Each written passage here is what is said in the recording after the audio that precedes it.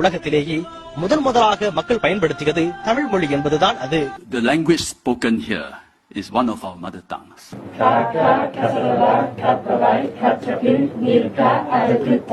தமிழ் மொழியானது உலகில் உள்ள அனைத்து மொழிகளுக்கும் தாய்மொழி என்று கூறுவதுதான் சிறப்பானது. இந்த உலகம் தமிழை ஏன் இப்படி கொண்டாடுகிறது?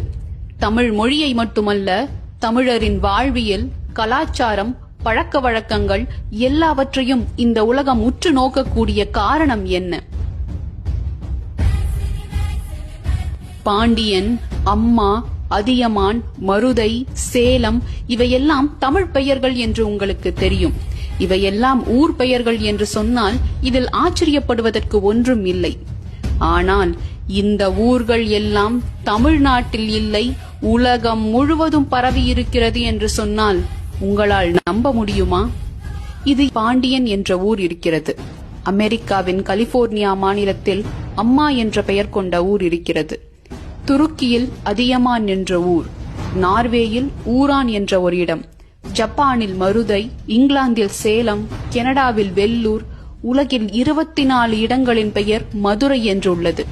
இப்படி உலகம் முழுவதும் 46,000க்கும் மேலான ஊர்கள் தமிழ் பெயர் கொண்டு இருக்கிறது என்று சொல்கிறார் கடல்சார் தமிழ் ஆய்வாளரான ஒரிசா பாலு அவர்கள்.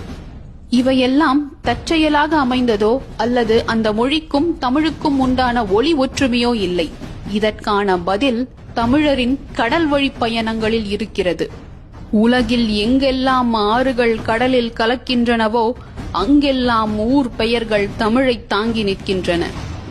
தமிழர்கள் கடல் பயணங்களின் மூலமாக இந்தோனேஷியா, பப்புனியூகினியா, ஹவாய் வழியாக தென் அமெரிக்கா, வட அமெரிக்காவிற்கும், ஆஸ்திரேலியா, நியூசிலாந்து வழியாக பெருநாட்டிற்கும் சென்று சோழி, முத்து, லவங்கம், மிளகு, மஞ்சள் போன்றவற்றை வாணிபம் நடத்தியதோடு அங்கே தங்களது கலாச்சாரத்தையும் பதித்துள்ளனர்.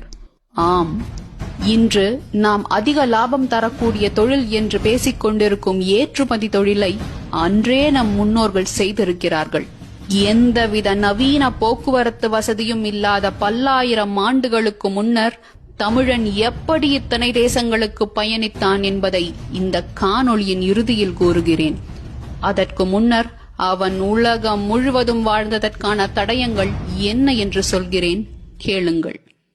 நீங்கள் வலைதளத்தில் ஆஸ்திரேலியா எப்போது கண்டுபிடிக்கப்பட்டது என்று தேடினால் 1606ஆம் ஆண்டு டச்சு கடலோடி வில்லியம் ஜேம்ஸ் கண்டதாகவும், பின்னர் பிரிட்டிஷ் கடலோடி ஜேம்ஸ் குக் என்பவரின் உதவியுடன்